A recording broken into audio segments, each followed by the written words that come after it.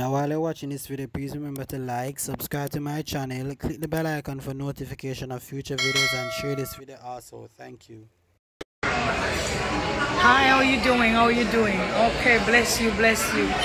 I just want to do this short video to address the comments that I heard, like some of you judging me because I have some cleavage. I can't help myself, baby girls. I can't help myself, baby boys. God is the one who created this body, and guess what? I can't do anything about what God blessed me with. If God blessed me with some boobs, then I got some boobs. Sometimes I'm preaching, they fall, they jump out. Can I stop that? No, because God has enhanced me naturally. Right? I can't be covered every day. I'm in Miami. It's hot in Miami here.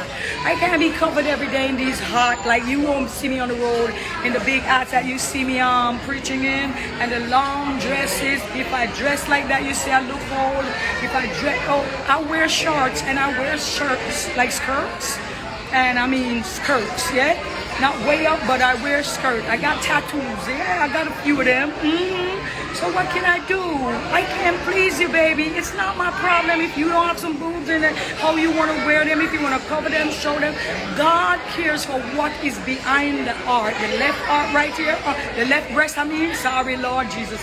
Getting all confused with you and your problems. So my heart is right here on the left. And God cares about what's behind there, not my boobs. Yeah?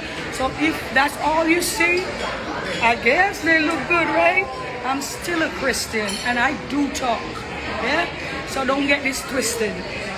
I'm still Marion, not Lady Star. I'm an ordained minister, and on Sunday I'll dress appropriately. But when I'm out in the sun, I'm gonna take the sun, vitamin D. Because I got what? I don't have double D's, I got vitamin D. I'm taking some. So have a blessed day. And you, if you know me by now, you would know that I don't care what you say about me.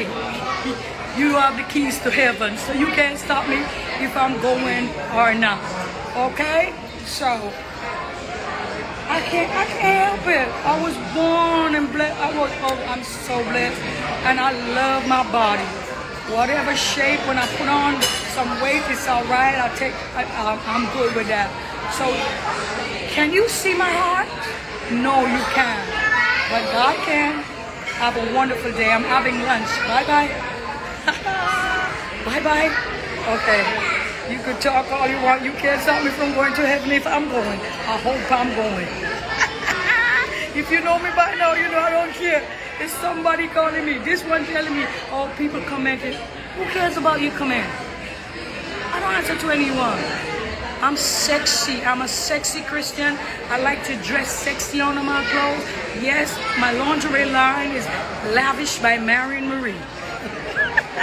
Love me or hate me, I don't care. I just don't. Well, hello there. Welcome back to my channel, guys. Yes, you saw that clip that I showed you just now, right? This is going to be the essence of our conversation. Now, I know that today I should actually be doing a video on hairstyle, but when I looked at the part 2 video that I did on the subject of Christian adornment, I realized that where the New Testament is concerned, I might have not been as clear as I needed to be, understanding my exposition of the New Testament passages that I had addressed. Right, so I just said that I can wrap it, I can fix it up in another short video. So hence why we have this short video. And guess what, guys? While I was going through the internet and YouTube, I happened to saw this little mix up with the person that I show you just now. Her name is Marion Hall, but her stage name before she became a Christian is actually Lady Saul. You understand? She in Jamaica, well, bearing the name dancehall artist, she was basically styled or dubbed as the dancehall queen. You understand? Now when she got converted and gave her life to the Lord, of course, that crown is now held by another dancehall artist named Spice. You understand? So now Spice, they say, is now the queen of dancehall, but before her was a woman that you were seeing now. And trust me, if you had known Lady Saw before she became a Christian, you would say, yep, amazing grace. Because perhaps if it was before she was a Christian, she wouldn't be as pleasant in her response as how you see she responded just now. Oh gosh, every time I watch it, I have to laugh. I just laugh to myself when I see it, because even when I'm looking at the video, you know, I'm saying to myself, you know, it's like she's being somewhat her own self, feisty, but she's being feisty in a godlike manner, right? So I just had to laugh. But hey, I give her a props. She couldn't have said it any better, honestly. So no, I was about to say Lady Saw. So Minister Marion Hall, congratulate yourself. Trust me, you did a fine job in answering your critics. You understand? In this video, I will basically be backing her or be on her side then, so to speak. What am I backing? Am I backing any act of sin or anything? No, I'm not doing that. But here's what I'm going to do now in having this little discussion here about what really went down with Lady Saw. So with Marion Hall or Lady Saw, whichever one. She posted something on her Instagram page, right? She posted a picture of herself seated on her Instagram page. And when she did that, she received an immediate backlash, because persons are saying, aren't you a Christian? Why are you showing such a picture like that, you know, and some of your cleavage is being exposed and stuff. So she made that video now to respond to her critics. So what I did, I took it upon myself, you know, to actually go on her Instagram page and just scroll through the pictures and so forth, and I was looking up until the time when she was converted. I'm not sure of the date as to when she was baptized, right? But based on what I see on Instagram, I can determine that she's probably saved now for at least 5 years. You understand? It may be more, than that. When I look at the pictures there, up until when she got converted, I'm like, the picture that they're creating a fuss over, it would be like a first timer for her. So what she's saying here, that she wear it because she's hot, I can believe her, because if it was a case where she was privy to do things like that, then I would say, hey, this is a regular style. But it was just a first time for her. And I'm like, my gosh, man, you just see her one picture one time and you're just ready to bash her. You don't know the reason why she have on what she have her, and what she did, you know, is no different from Pentecostals and Apostolics who say that women must wear pants when they go to Canada, when they go to England, places like Russia and USA during certain time of the year when it's extremely cold. Trust me, you don't find them. You won't find them in skirt and dresses and so forth. No, you will find them in pants. They'll be as clothed as they possibly can. Similarly, when you go to those African countries like where Lady Saw Marion Hall was, whereas in cold countries you want to more put on a lot of clothing, in those hot countries you want to keep yourself, you understand, you want to put yourself in a way where you're not you're not putting on further heat on yourself. Now let me say this, we all know that woman's body is far more sensitive than a man. What a man can handle, where the body is concerned, the woman can't do it. My God, man, have some mercy now, people. Have some mercy. Women, their bodies are sensitive. You understand? They cannot manage certain things. And you see, persons, you know, they still don't see the necessity of a channel like this, you know, All Things Religious, you know, an apologetics ministry, you know, because this is what All Things Religious is geared at dealing with. You see, the longer Christendom takes to do away with legalism, is the more problem that we are going to have, because based off of what you see with her, you know, that's the result of legalism, you know. It is the result of legalism, where legalism, it causes Christians to be judgmental, And at the end of the day, it makes hypocrites out of them. Because when they point fingers, you realize the situation sometimes let the same finger be pointed back at them.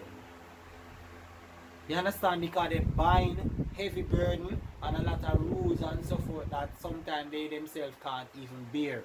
So it creates more problem than what actually is. You understand what I'm saying? So the sooner we as Christians do away with legalism and stop being so focused on things that are not essential, or maybe I shouldn't say essential, they're not of much worth as opposed to critical issues. Because what we do when we do this, you know, we keep more persons out of the kingdom of God than how we are able to bring them in. You understand? Because of this judgmental mentality and the legalism, you understand, that continues to reign in Christendom. Guys, we need to do better. We need to do better. I'm in her support, you understand, and I'm actually happy the way in which she take it. Now, when I was trying to get access to her video, that video that she put out, when I look at her Instagram page, you know, so today I was searching for the video because I never saved it before. But now that when I go back on her Instagram page, her page is now private, whereas it wasn't private before. Right? And you can well imagine, I can know right after about the reason why she private it. Because it is because of what happened. You understand? Luckily, someone posted it on YouTube and I was able to save that video from off YouTube. So if I had the picture, if I had access to her Instagram, I would have probably shown you the picture. But hey, God knows what's best. Perhaps I was not to show the picture on this video because that was what I had planned to do. I was going to show the picture on the video, but I don't have access to the picture, but the video should suffice. You understand? So I do remember in my if it's not the part 2, it's part 1, where I said that we can't be so hard on dress. Why? Because the subject of dress, it is subjective. You understand? It is subjective because there is no one straight code, you understand, on how to dress, and common sense should tell you that there could not have been, because dress is a thing that over time clothes and so continue to change and so forth.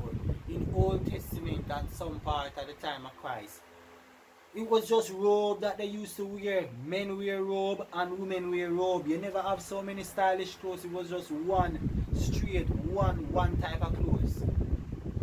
You understand? So this is why there could not have been a code of dress, because dress wasn't so diverse as it is now. So this is why Paul and Peter, they don't give a code. This is why the New Testament doesn't give a code to dress. Imagine if they were given a code to dress in the time when it was just robe. What was wearing. That would mean that we in our time would still have to wear robe, you know. That's what we'd have to wear right through our time, because they would be basing their theology based on the robes that were around then. Am I making sense now to you, friends? This is why you cannot be too hard, you understand, on dress. You can't be too hard on dress, right? Now, what I'm going to do now is I'm going to go back into those texts that I shared with you. I'm going to fix it up now in this video and then I'll close. You understand? Remember in James chapter 3, no, James chapter 2, right? Where I spoke about,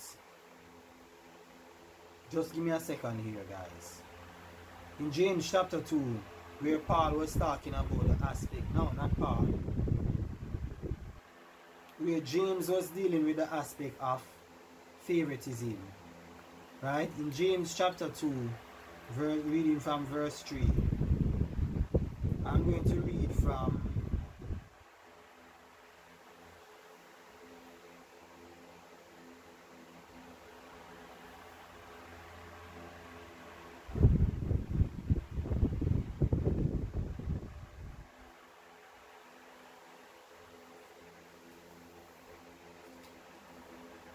Alright, so I'm going to read from different translation here.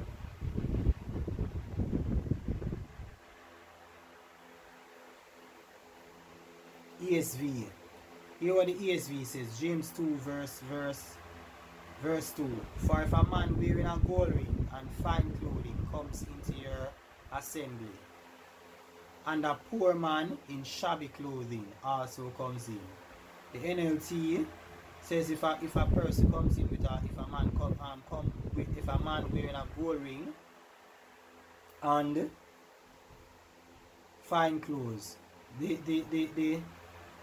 NLT says if a man, suppose someone comes into your meeting dressed in fancy clothes and expensive jewelry.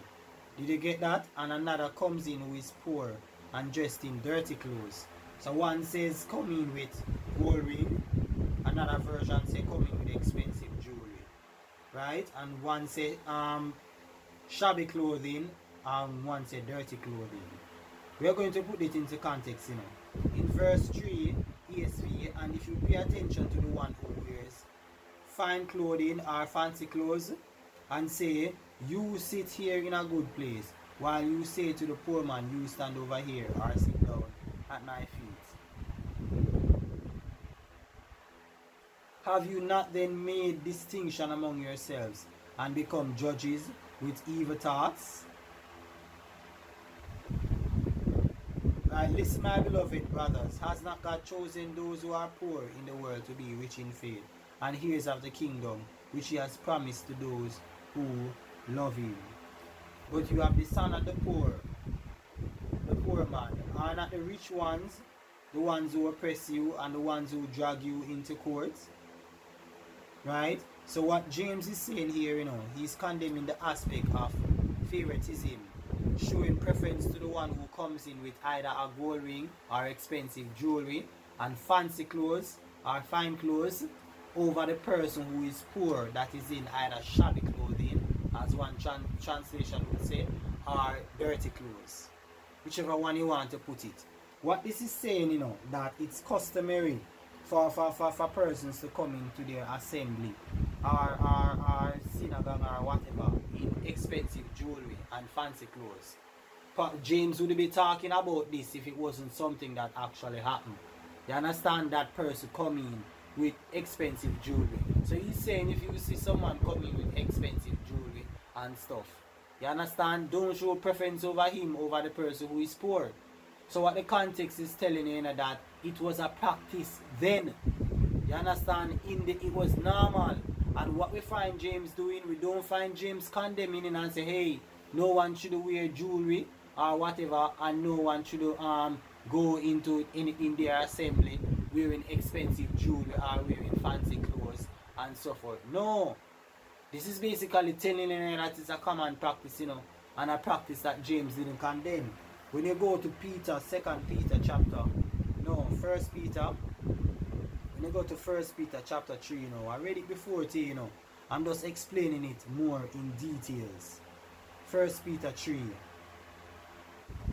right, verse 3, when it says, do not let your adorning be external. That is the ESV. NASB says your adornment must not be merely external. You get that? It mustn't be merely external. So that means it mustn't just be about outside. That is what Peter was actually saying. The braiding of the hair, the wearing the wearing of gold jewelry and putting on dresses. But let it be the hidden person in the hearts with the imperishable quality of a gentle and quiet spirit, which is precious in the sight of God. So you see that Lady Saul was actually speaking the truth here. Because this is what the Bible is saying, you know. Your adornment mustn't be merely, you understand, the outward. It must also be inside, you know.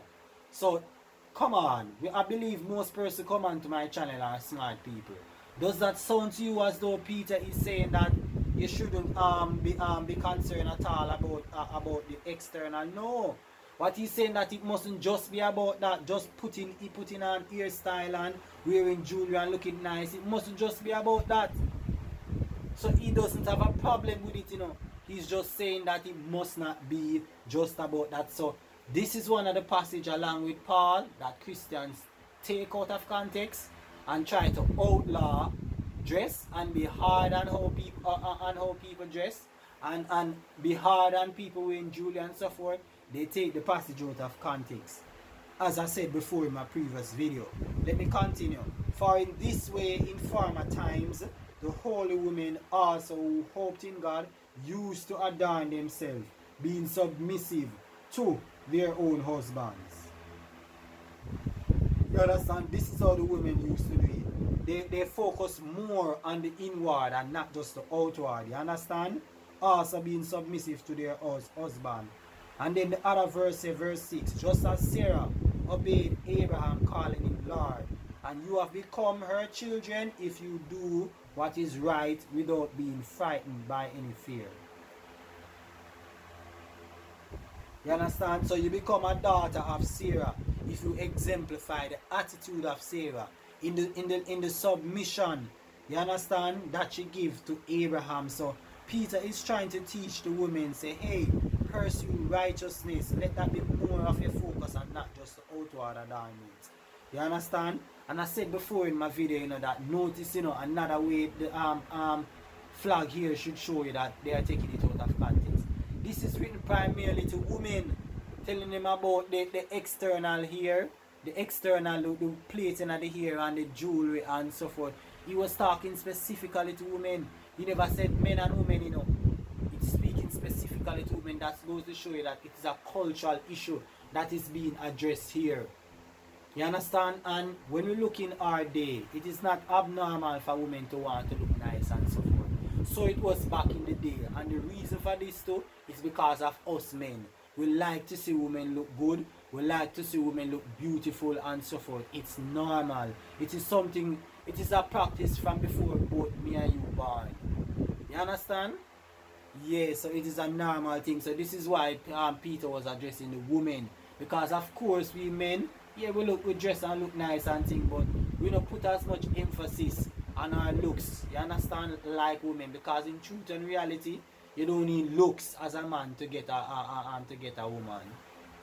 You understand? It's women more who need looks in order to get our attention. So this is why Peter was addressing specifically the women where that is concerned. Just to prove to you that it is something written specifically to women. You notice he switched now to men in verse 7 by saying, you husband in the same way live with your wives in an understanding way, as with someone weaker or the weaker vessel, since she is a woman, and show her honor as a fellow heir of the grace of life, so that your prayers will not be hindered. So he's telling them to be understanding, you understand, right? Be understanding towards your wife. Remember that she's weaker. You understand? And she's a woman. Honor her and so forth. So he made a distinction. He speak to the women, and then after he speak to the men. But yet they would take all those texts, you know, you understand, and say, hey, the Bible say I should wear jewelry. Even if they want to say I'm misinterpreting it. That's not what it's saying. It was talking to women. So if you are going to play hard and be technical, I can simply say to you that I can wear jewelry and so forth, because it was us men Peter was talking. He was talking to women, and I wouldn't be wrong. So you see, in several ways you can actually see that they are taking this passage out of context. Right? By when you even think about what I read in James, it's a common practice for them to wear jewelry and so forth, and James didn't condemn it. He didn't condemn it. No, in dealing with Paul, with Peter, Peter's account in 1 Timothy 2 verse 9. Right? 1 Timothy 2 verse 9. Where it says, likewise also that women should adorn themselves in respectable apparel, with modesty and self-control. Right? Not with braided hair and gold or pearls or costly attire. Right? The NLT says, and I want women to be modest in their appearance.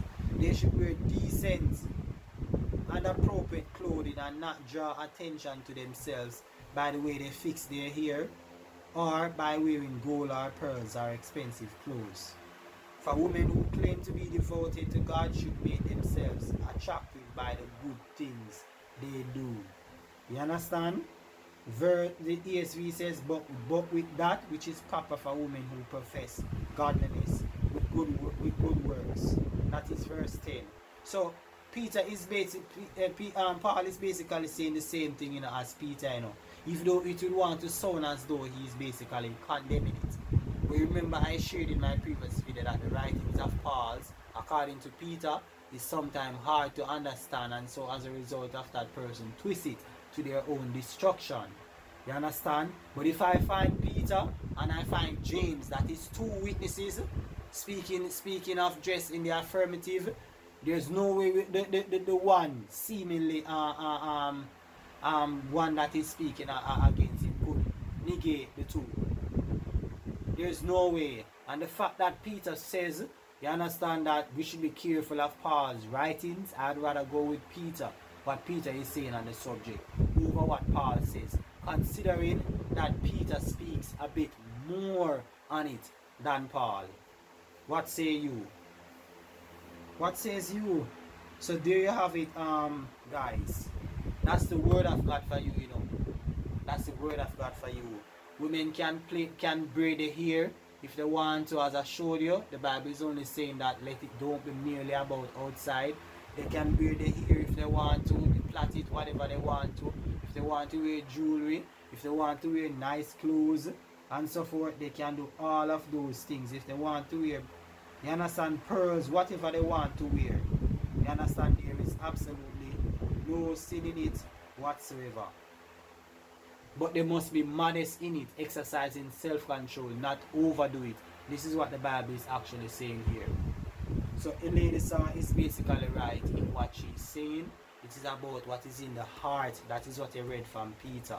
You understand, the inward adornment, right? Because if Christians did really understand this subject, you know, right, in the right context, you know, there wouldn't be so much in a haste to basically tackle her about it, you know.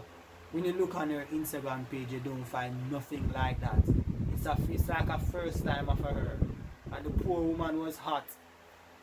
And the poor woman was hot because African countries are really hot, you know. They are really hot. So you see, I know that many persons must feel bad when they realize the truth. But hey, a person like me, I've seen this happen ever so often. Just as how so many of them would cuss me out for wearing these things, and I'm never going to stop wearing them. You understand? I guess we're going to have to bear with Christians. You understand? Bear with them until they become mature enough to deal with these things in the right Christ-like way, until they become mature enough to understand the truth where these things are concerned. Now I end this video. I do hope you're edified, right? Stay tuned next week where I will for sure deal with the subject of hairstyle. Bye bye now.